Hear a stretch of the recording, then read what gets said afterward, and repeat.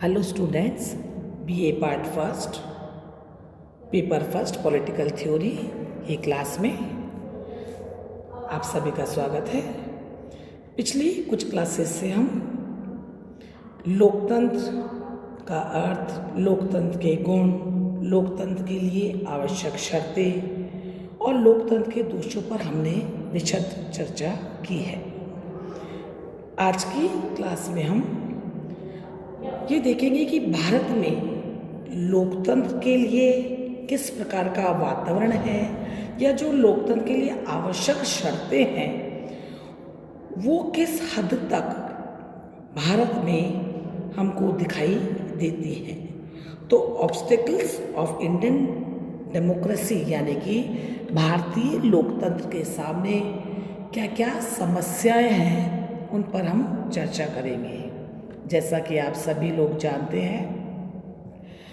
कि संपूर्ण विश्व में भारत एक व्यापक लोकतांत्रिक व्यवस्था है।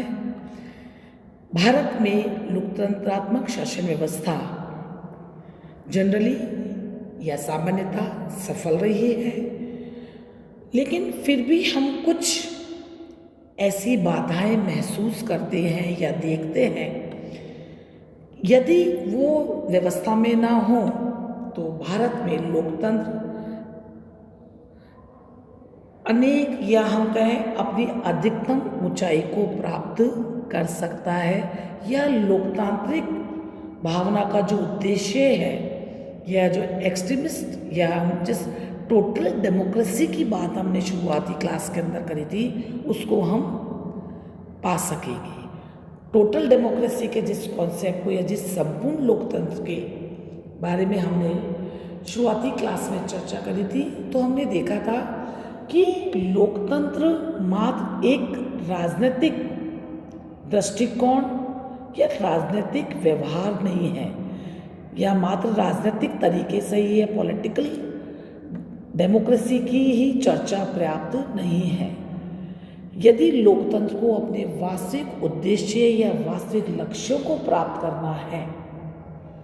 तो हमें संपूर्ण लोकतंत्र को अपनाना होगा और व्यवहार में चरितार्थ करना होगा। उसके लिए हमें राजनीतिक लोकतंत्र के साथ साथ सामाजिक लोकतंत्र यानी कि समाज के सभी वर्गों में समानता, उच्च नीच के भेदभाव को समाप्त करना होगा और एक समेकित दृष्टिकोण अपनाना होगा, तभी सामाजिक लोकतंत्र की स्थापना हो पाएगी।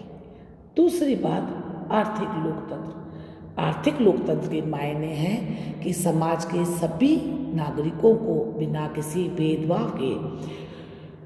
न्यूनतम आवश्यकताओं की उनकी पूर्ति हो। सरकारी योजनाओं के द्वारा या सरकारी फंडिंग्स के द्वारा, सब्सिडी के द्वारा जो भी बेनिफिट सोसाइटी को दिए जाते हैं उन सब के फायदे सोसाइटी के आखिरी पंक्ति तक जो व्यक्ति खड़ा है उस तक उसकी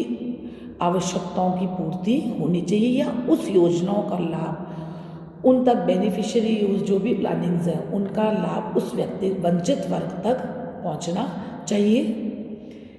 तीसरी बात, लोकतंत्र एक मनोवैज्ञानिक तरीके से अगर हम इसको देखें या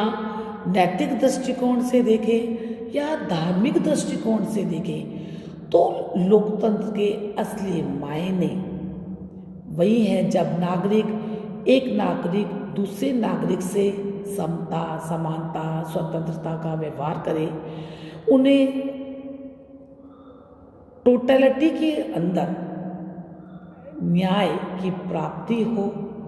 उन सभी के अंदर एकता, समरसता का भाव हो, भ्रातृत्व की भावना हो, एक दूसरे के लिए उच्च और नैतिक मूल्यों की जिनकी हम बात करते हैं वो उनके अंदर विद्यमान हो, और संपूर्ण देश के नागरिक एकता के सूत्र में सांप्रदायिक सद्भाव के साथ, उचित उद्देश्य के साथ, अच्छी भावना के साथ जब लोकतंत्र के उद्देश्य को या लोकतंत्र के द्वारा जो उद्देश्य बताए गए हैं या जो टोटल डेमोक्रेसी का जो कॉन्सेप्ट है उसको के लिए जब हम एक साथ समेकित रूप में खड़े होंगे तो हम लोकतंत्र के उद्देश्य या लोकतंत्र के एक आदर्श को प्राप्त कर सकेंगे। हम भारतीय संदर्भों में हम देखें तो लोकतंत्र के मार्ग में हमको अनेक बाधाएं दृष्टिगोचर होती हैं। सबसे पहले अगर हम देखें तो हम पाते हैं कि लोकतंत्र के लिए साक्षरता या शिक्षा, क्योंकि दोनों के अंदर अंतर है। साक्षरता मात्र व्यक्ति को साक्षर ही बनाती है, लेकिन शिक्षा उसके ज्ञान के चक्षु खोलती है, जहाँ वह अच्छे और बुरे में भेदभाव कर पाता है। वह सही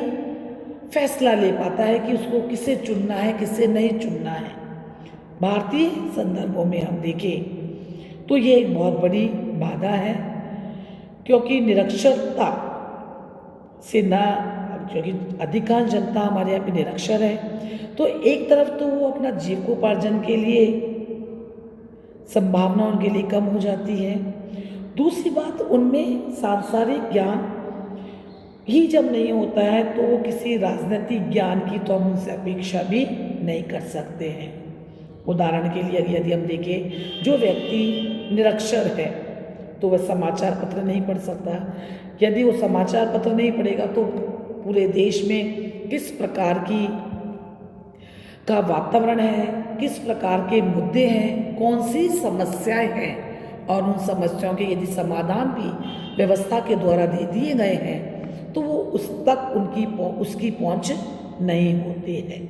वो जान ही नहीं पाता है कि सरकार की कौन सी नीतियां हैं और कौन सी बेनिफिशरीज योजनाएं हैं जिनका फ़ायदा वो उठा सकता है, और साथ ही साथ उसका अनुभव भी बहुत सीमित होता है, उसकी सोच बहुत सीमित रह जाती है। तो यह लोकतंत्र के मार्ग में एक बहुत बड़ी बाधा है जिसको हमें दूर करना होगा। यद्यपि धीरे धीरे निरक्षरता का जो मापदंड है या निरक्षरता के जो पैमाने हैं वो धीरे धीरे कम हो रहे हैं। हम लोग समुदाय ज़्यादा से ज़्यादा नागरिक शिक्षा ग्रहण कर रहे हैं, लेकिन अभी हमें इसके लिए और प्रयास करने होंगे और ज़्यादा से ज़्यादा लोगों को साक्षर बनाने के साथ साथ उन्हें शिक्षित भी करना होगा, ताकि उनके ज्ञान चक्षु खुल सकें और वे खुली आँखों से भारत में संपूर्ण लोकतंत्र के सपने को साकार करा सके। दूसरी बात या दूसरी बाधा जो हमको भारतीय लोकतंत्र के समक्ष दिखाई देती है वो है जातिवाद। भारतीय संदर्भों में हम देखें तो जातिवाद की जड़ें बहुत गहरी हैं और इससे लोकतंत्र का जो वर्किंग है वो बहुत एक विकृत रूप धारण कर लेती है। क्योंकि हम देखें, प्रैक्टिकली हम देखें तो किसी भी अगर कोई प्रत्याशी चुनाव में खड़ा होता है तो यहाँ पर हमारे यहाँ पे जो लामबंदी है या जो एक प्रकार का जो दृष्टिकोण विकसित कर लिया जाता है कि मेरी जाति का ही उम्मीदवार खड़ा होगा, मैं अपने जाति के उम्मीदवार को ही वोट दूंगा, और इस प्रकार की जो लामबंदी होती है या जो नागरिक लामबंद हो जाते हैं, तो यहाँ पे एक जो कुशल जनप्रतिनिधि को जो चुन सकते हैं तो उससे वो चूक जाते हैं, और जातीयता के आधार पर जब जनप्रतिनिधि चुन के जाते हैं तो वो जनप्रतिनिधि मात्र अपनी जाति के उत्थान के लिए ही नीतियों का निर्माण करते हैं। तो जातिवाद का जो जहर है वो संपूर्ण लोकतंत्र को एक विकृत आवरण पहना देता है, जिसका हमें निवारण करना चाहिए और करना होगा। तीसरी बात, लोकतंत्र के मार्ग में जो एक बड़ी बाधा हमको दिखाई देती है वह निर्धनता की है। जैसा कि हम सभी जानते हैं कि भारत में अधिकांश जनसंख्या गांवों में निवास करती है, और बड़े बड़े जो हमको नगर दिखाई देते हैं वो तो बड़े सुविधा संपन्न और धनी हैं, सभी सुविधाओं से पूर्ण दिखाई देते हैं। लेकिन जो उनके नगरों में ही जो कच्ची बस्तियाँ हमको जो दिखाई देती है, तो वो एक सोसाइटी का एक ऐसा समाज या उसी सोसाइटी के अंदर एक इनर सोसाइटी हमको और दिखाई देती है, जहाँ पर जिनके पास है या जिनके पास बहुत कुछ है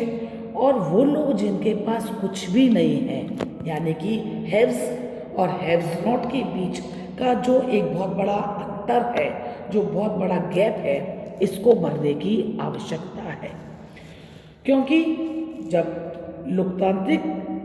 प्रक्रिया की हम बात करते हैं और चूंकि हम जानते हैं कि चुनाव एक बहुत बड़ा कारण है, यह बहुत बड़ा कारक है जिस पे संपूर्ण लोकतांत्रिक व्यवस्था परिचालित करती है, तो इलेक्शंस के समय हम देखते हैं कि जो सोसाइटी का वंचित वर्ग है या जो डिप्राइव्ड सेक्शन हम जिसको कहते हैं, वो निर्धनता से ग्रसित है और जो बड़े बड़े व्यक्ति या धनी व्यक्ति जो चुनाव जीतना चाहते हैं, धनी होने के साथ साथ राजनीतिक सत्ता भी प्राप्त करना चाहते हैं, वो इन गरीब और निर्धन लोगों को पैसे बांटकर या किसी भी ये इनके इन प्रकार लोभ प्रलोभन दे करके अपने पक्ष में मतदान कराते हैं। तो इस प्रकार की व्यवस्था से संपूर्ण लोकतंत्र या व्यवहारिक लोकतंत्र या लोकतंत्र का जो वास्तविक स्वरूप है वो पीड़ित होता है और वो हमारे सामने अपने आदर्श रूप में नहीं आ पाता है। एक अन्य समस्या या एक अन्य बाधा जो भारतीय लोकतंत्र में हमको दिखाई देती है वह है सांप्रदायिकता की समस्या। हम चूंकि इस व्यवस्था अच्छे से जानते हैं कि भारत में अनेक जाति, अनेक धर्म, अनेक समुदाय और बहुसंख्यक जो हमारा है या जो हमारे अल्पसंख्यक है, यहाँ पे बहुत तरह की धर्म, उसकी अलग अलग शाखाएं, अलग अलग सेक्ट्स हमको दिखाई देते हैं। और ये बात से हम भली भांति परिचित है कि जब देश स्वतंत्र हो रहा था और या जब हमारे देश को स्वतंत्रता मिल रही थी, उस समय सांप्रदायिक दंगे अपने चरम स्थिति में थे। और आज भी हम देखें तो देश के अधिकांश भागों में या कुछ कुछ भागों में अगर हम देखें, सांप्रदायिकता की समस्या अपने नित्य नए स्वरूपों में, अपने नित्य नए आवरणों में हमको दिखाई देती है। तो यह जो एक प्रॉब्लम है, क्योंकि भारत में कोई एक समुदाय का ही नागरिक नहीं रहते हैं, बल्कि हिंदुओं के साथ साथ मुसलमान, ईसाई और अन्य धर्मावलंबी भी यहाँ के निवासी हैं। तो हम ये आशा अपने जनप्रतिनिधियों से कर सकते हैं कि वो जब भी किसी समुदाय को अगर वो फेवर करेंगे तो अन्य धर्म और संप्रदाय के जो व्यक्ति हैं वो उनसे घृणा करने लगेंगे, जिससे समाज के अंदर एक विषैला वातावरण तैयार होगा। और इस प्रकार का जो वातावरण है वह अलोकतांत्रिक प्रतीत होता है और इसको हम प्रैक्टिकली देख भी चुके हैं। तो ये एक बहुत बड़ी बाधा है जिसे हमें दूर करना होगा, क्योंकि भारत में अनेक धर्म जाति के लोग रहते हैं। कुछ प्रदेशों में सद्भावना है, बाकी कुछ प्रदेश जो यहाँ से इस बात से विचलित हैं या डिस्टर्ब हैं। हमें वहाँ पे इस प्रकार के विचारों को रोकना होगा और सांप्रदायिक सद्भाव के विचार को पोषित करना होगा। तो हम देखते हैं इसके अतिरिक्त भी कुछ समस्याएं हैं, जैसे भाषावाद है। भारतीय समाज में पुरुषों और महिलाओं में जो एक सोसाइटी के अंदर जो एक पितृसत्तात्मकता का बोलाबाला है और महिलाओं से जो असमान व्यवहार किया जाता है, या राजनीतिक गतिविधियों में पुरुषों का इसको डोमेन माना जाता है, इस विचार को हमको गलत ठहरा करके महिलाओं को आगे बढ़ाना होगा। उन्हें राजनीतिक जिम्मेदारियां वास्तविक रूप में या जनप्रतिनिधियों के रूप में महिलाओं को आगे बढ़ाना होगा, उन्हें लाना होगा और वास्तविक रूप में नीति निर्माण की जो प्रक्रिया है, पॉलिसी मेकिंग का जो कार्य है, उसमें महिलाओं को महत्वपूर्ण भूमिका देनी होगी। इससे भी लोकतंत्र मजबूत होगा। तो हमें इस पूरे डेमोक्रेसी का जो पिछला एक लंबे समय से हम जो चर्चा कर रहे थे, उसके निष्कर्ष के रूप में हम ये कह सकते हैं कि भारत में लोकतंत्र की जड़ें गहरी हैं और हमें इसे और गहरा करना होगा और इसके समक्ष आ रहे सभी बाधाओं को, सभी चुनौतियों को, इनका सामना करना होगा और भारत को एक व्यापक और बड़े लोकतंत्र के साथ साथ सफल लोकतंत्र भी बनाना होगा। धन्यवाद।